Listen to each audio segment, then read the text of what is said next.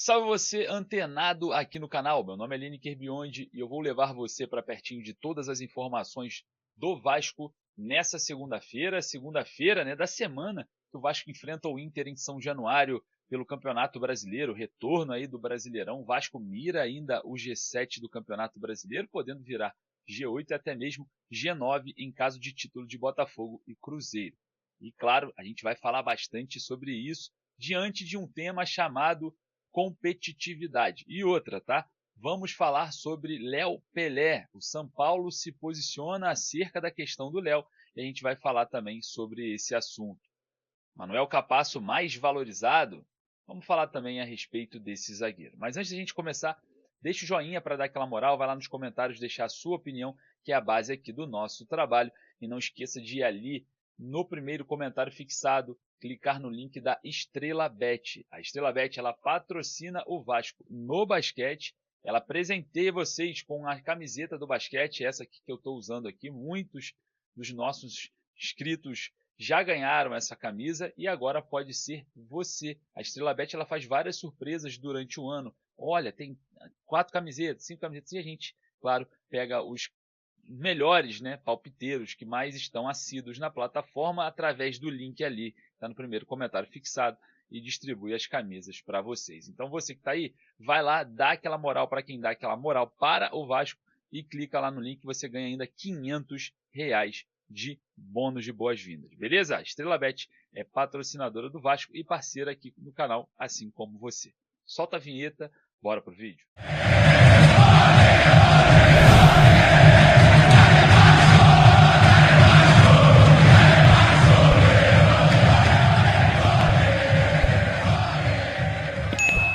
Segunda-feira e o Gigante da Colina já mira o dia 21, né, a próxima quinta-feira, para enfrentar o Internacional em São Januário.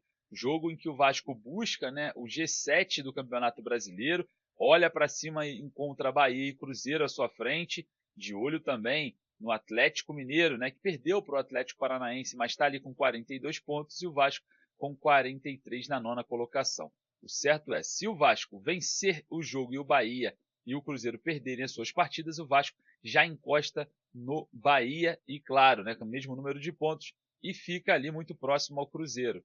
E dentro dessa competitividade, o Vasco enfrenta o Internacional e depois tem jogos um pouco mais tranquilos no Caldeirão de São Januário. A gente vai falar bastante sobre isso porque depende muito também da Libertadores da América, né? Se o Atlético Mineiro for campeão, vem para São Januário enfrentar o Vasco praticamente de férias.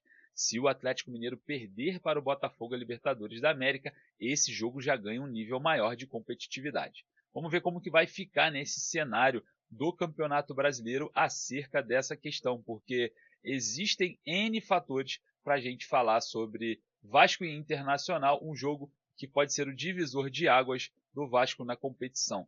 Porque existem torcedores que falam, eu prefiro a Sul-Americana, outros falam, eu prefiro a Libertadores. Mas a gente observando um cenário de mudança, né, de rotas, de mudança de jogadores, a gente, claro, tem que preferir a Libertadores da América, né? Falar que o Vasco vai para a Sul-Americana e não vai sofrer tanto igual sofrer na Libertadores é olhar o atual elenco. O atual elenco não será o que vai acontecer, não será o mesmo elenco do ano de 2025. Claro, não dá para calcular o próximo ano com esse atual elenco, né?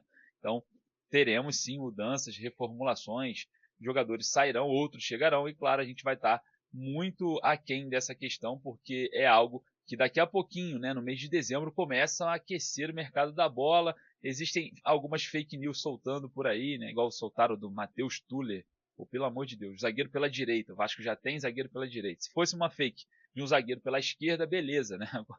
Até para fazer fake o cara não presta atenção para qual é o lado do zagueiro, né? Se ele vai jogar pela esquerda ou pela direita, o Vasco necessita de um zagueiro pela esquerda. Enfim, vamos falar bastante sobre o mercado da bola, sim, claro que se aquecer toda essa questão. Bom, olhando um cenário que o Léo pode sair, né, para algum clube brasileiro, e existem 3 de olho nele, o São Paulo emite, né, ali um comunicado, né, a respeito dessa dívida que o Vasco tem com a equipe paulista acerca do Léo. O Vasco deve uma grana ainda, né? Estava parcelada dentro desse ano de 2024, o valor de 16 milhões de reais. O Vasco já fez ali pelo menos 4 milhões pagos ao São Paulo, e o demais estava parcelado para o ano de 2024, não foi nem sequer pago. Então, parece que a diretoria do São Paulo, ela aciona, né, essa questão, enfatiza, porque começa a observar clubes que estão interessados no zagueiro Léo, e o Vasco ainda não efetuou 100% do pagamento da transferência do atleta. Lembrando que o zagueiro Léo, ele é uma transação feita pela 777 Partners, né? Naquela época do Paulo Brax, enfim, que existem também N problemas com o Nacional do Uruguai através da negociação do Puma, existem N outros problemas também acerca de dívidas anteriores ali à gestão Pedrinho. E essa questão do Léo, ela aflora a partir do momento que clubes se interessam no jogador.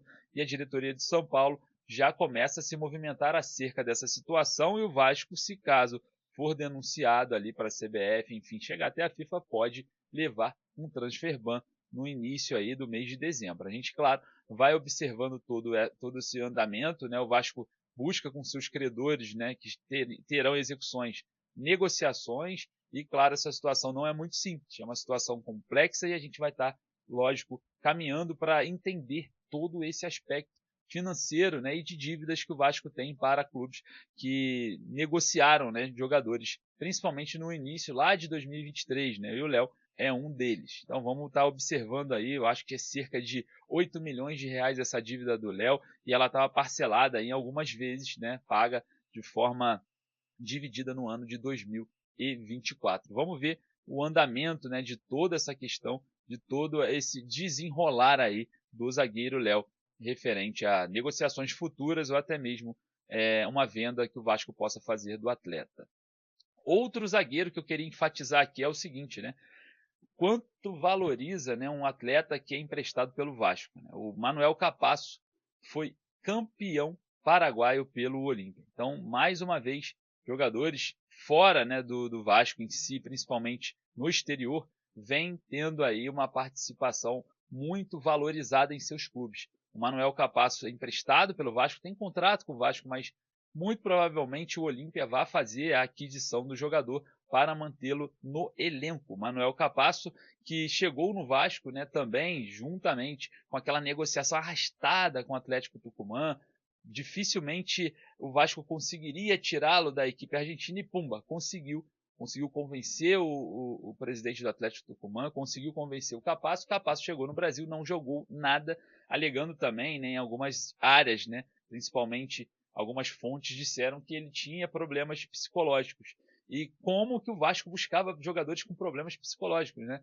Carlos Palacios hoje indo para o Boca Juniors com problemas psicológicos, Luco Orediano hoje brilhando nos Estados Unidos na MLS com problemas psicológicos, Capasso com problemas psicológicos, o Jean Davi possivelmente, né, de acordo com o que o Pedrinho falou na coletiva, existe uma adaptação a ser feita, jogador, e a adaptação para mim é psicológico, porque é algo que a gente fala muito a respeito, né, de que o jogador ainda não chegou ao ponto de entender o que é o futebol brasileiro.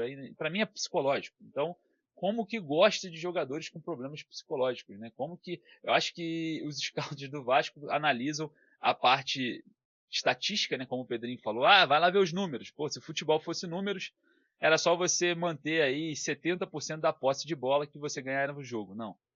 Futebol não é estatístico. Futebol você pode finalizar 1000 vezes para o gol, ter 99% da posse de bola, seu adversário com 1% em uma finalização pode ganhar o jogo por 1-0. Então, a gente tem que entender que o futebol foge um pouco das estatísticas. Apesar das estatísticas serem algo base, a gente não pode estar focado simplesmente nela. Mas, enfim, observando esse cenário de problemas psicológicos, jogadores que chegam com graves problemas que não conseguem se adaptar, que, enfim, o Vasco ganha uma valorização em alguns atletas. E o Manuel Capasso, campeão, né, no Campeonato Paraguaio. Parabéns ao Capasso. Mais uma valorização, né, mais um jogador que pertence ao Vasco que está se valorizando. Ao contrário de jogadores que estão no Brasil. Figueiredo já não fica mais no Curitiba. A diretoria do Curitiba já falou que não quer. O Zé Gabriel dificilmente também ficará. Então, teremos aí 2 jogadores que não se valorizaram tanto assim.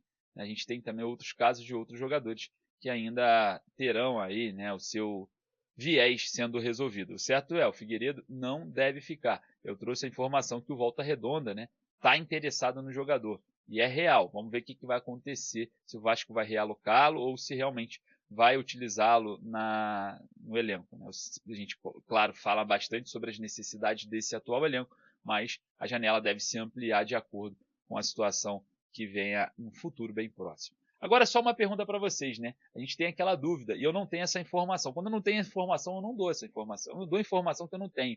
Será que o Evangelos Marinakis estará presente quinta-feira para assistir Vasco e Internacional em São Januário? Falaram que vai, outros falaram que não. Eu não tenho a informação, mas eu tenho a dúvida, eu queria saber a sua opinião. Você também acredita que Evangelos Marinakis estará em São Januário? Dê lá nos comentários. Eu vou ficando por aqui, daqui a pouco eu volto com mais informações. Forte abraço, saudações vascaíno.